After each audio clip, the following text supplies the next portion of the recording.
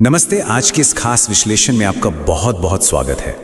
देखिए, अक्सर विजुअलाइजेशन को किसी जादुई या रहस्यमयी चीज की तरह पेश किया जाता है ना?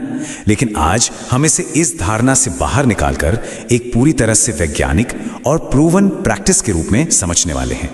ये मास्टर क्लास एक ऐसा ब्लूप्रिंट है जो सीधे हमारे सोर्स मटेरियल पर आधारित है और इसका असली मकसद ये समझना है कि कैसे हमारे विचारों की शक्ति हमारे शरीर और पूरी जिंदगी को बदल सकती है।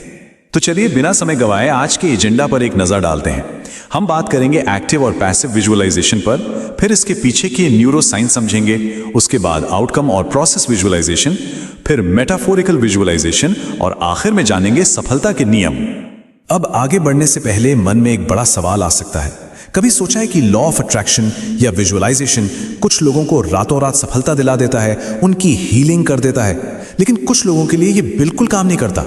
आखिर ऐसा क्यों? इसका जवाब किसी किस्मत या जादू में नहीं है, बल्कि सीधे तौर पर इस बात में छिपा है कि हमारे दिमाग के न्यूरल पाथवेज कैसे जुड़े हुए हैं।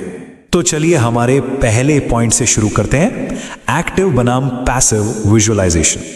इसे ऐसे समझते हैं, पैसिव इमेजिनेशन बिल्कुल एक बिना देखभाल वाले बगीचे की तरह है। उसमें अपने आप जंगली घास उगाती है। इसमें हमारे डर, पुरानी बुरी यादें और बिना कंट्रोल वाली चिंताएं शामिल हैं जो दिन में हजारों बार लूप में चलती रहती हैं। दूसरी तरफ एक्टिव विजुअलाइजेशन जानबूझकर अपनी पसंद के बीज बोने जैसा है, जहां एक खास मकसद से पॉजिटिव इमेजेस बनाई जाती हैं ताकि दिमाग की न्यूरल वायरिंग बिल्कुल सही दिशा में हो सके। अब आते हैं इसके पीछे के विज्ञान पर, यानी सेक्शन 2, न्यूरोसाइंस। और यहीं पर न्यूरोप्लास्टिसिटी का कॉन्सेप्ट आता है, जो सच में इस पूरी प्रक्रिया की नींव है। आसान भाषा में कहें तो हमारा दिमाग लगातार खुद को रीऑर्गेनाइज कर सकता है। हर एक विचार के साथ, चाहे वो जानबूझकर सोचा गया हो या अनजाने में, दिमाग का फिजिकल स्ट्रक्चर बदल रहा है। अगर विचार नकारात्मक हैं तो दिमाग उसी दिशा में ढल जाएगा, और अगर सकारात्मक हैं तो उसी हिसाब से नए और मजबूत न्यूरल कनेक्शन बन जाएंगे। सोर्स के मुताबिक ये न्यूरोप्लास्टिसिटी 3 लेवल्स पर काम करती है। पहला है केमिकल लेवल, जहां कोई भी विचार आते ही ब्रेन सेल्स के बीच एक टेम्पररी फायरिंग होती है। दूसरा है स्ट्रक्चरल, जहां बार बार एक ही विचार को दोहराने से एक पक्की फिजिकल वायरिंग बन जाती है। और तीसरा, जो वाकई कमाल का है, फंक्शनल न्यूरोप्लास्टिसिटी। इसमें हमारा दिमाग इतना सक्षम हो जाता है कि अगर कोई ब्रेन सेंटर डैमेज हो जाए तो वो हीलिंग के लिए उस काम को किसी दूसरे स्वस्थ ब्रेन सेंटर को सौंप सकता है ना अद्भुत? इस बात को और गहराई से समझने के लिए जरा इस उदाहरण पर गौर कीजिए। खट्टे नींबू को काटने के विचार से ही मुंह में पानी आ जाता है, और झाड़ियों में कोबरा की कल्पना करने से ही दिल की धड़कन तेज हो जाती है। सोचिए, ये कितनी शानदार बात है कि हमारे शरीर और हार्मोनल सिस्टम को लिटरली इस बात का बिल्कुल पता नहीं चलता कि कोई घटना असल में हो रही है या सिर्फ दिमाग में सोची जा रही है। बॉडी का रिएक्शन दोनों ही स्थितियों में बिल्कुल सेम होता है। अब माइलिन इंसुलेशन के रोल को समझना बहुत जरूरी है। जब हम किसी विचार को बार बार दोहराते हैं तो उन न्यूरल पाथवेज के ऊपर एक प्रोटेक्टिव कवरिंग बन जाती है, जिसे माइलिन कहते हैं। तो सबसे क्रिटिकल पॉइंट यह है कि इस इंसुलेशन के बिना हमारा विजुअलाइजेशन बिल्कुल उस नंगी बिजली की तार जैसा है जिस पर कोई रबर की कोटिंग नहीं है, जिसमें से करंट कहीं भी लीक हो सकता है। माइलिन के बनने पर ही कोई विचार हमारी परमानेंट आइडेंटिटी का हिस्सा बनता है। तो इसी के साथ तीसरे सेक्शन की ओर बढ़ते हैं, आउटकम विजुअलाइजेशन। यहां सबसे अहम बात यह है कि केवल आंखें बंद करके एक तस्वीर देख लेना काफी नहीं है।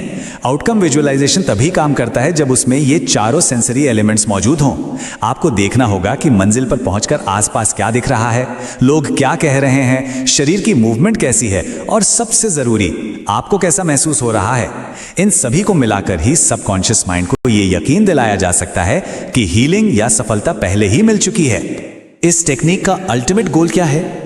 इसका लक्ष्य खुद को इतनी गहराई में ले जाना है कि हमारा आज का स्वरूप भविष्य के उस सफल और स्वस्थ स्वरूप के साथ पूरी तरह से मर्ज हो जाए। एक ऐसी गहरी अवस्था जहां समय, शरीर और आसपास के वातावरण का कोई होश ही ना रहे और केवल पॉजिटिव इमोशंस ही पूरी तरह से हावी हो जाएं।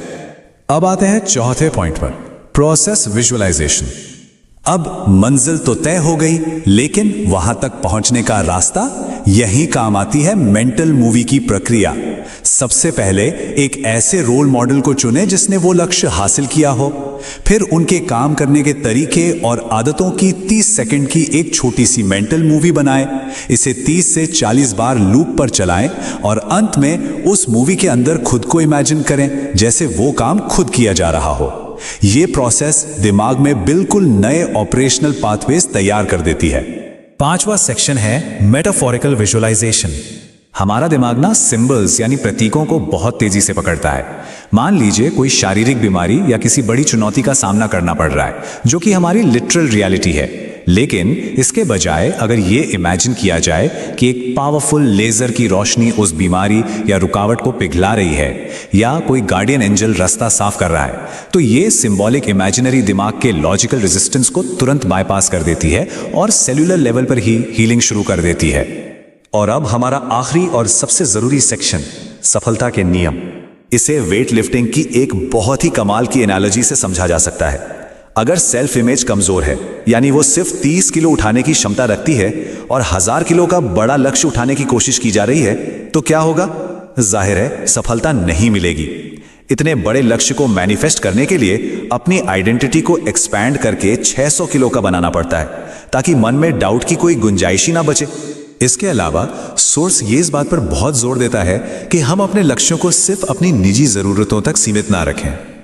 जब हम इन लक्ष्यों को किसी उच्च यूनिवर्सल उद्देश्य से जोड़ देते हैं, जैसे कि कोई स्कूल या अस्पताल बनाना या अपनी कम्युनिटी की मदद करना, तो हमारा दिमाग ब्रह्मांड की बड़ी शक्तियों के साथ अलाइन हो जाता है।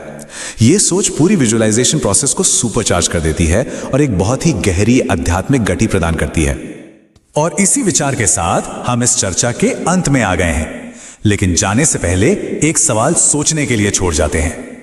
अब जब विज्ञान और इन स्ट्रक्चर टेक्निक्स का इस्तेमाल करके दिमाग में इतने पावरफुल नए न्यूरल पाथवेज बन चुके हैं, तो इनका उपयोग खुद से परे किसी उच्च उद्देश्य की सेवा के लिए कैसे किया जाएगा? इस ब्लूप्रिंट को गहराई से समझिए और देखिए कि कैसे एक फोकस्ड सोच रियलिटी बदल सकती है। इस डीप डाइव में हमारे साथ जुड़ने के लिए आपका बहुत बहुत धन्यवाद।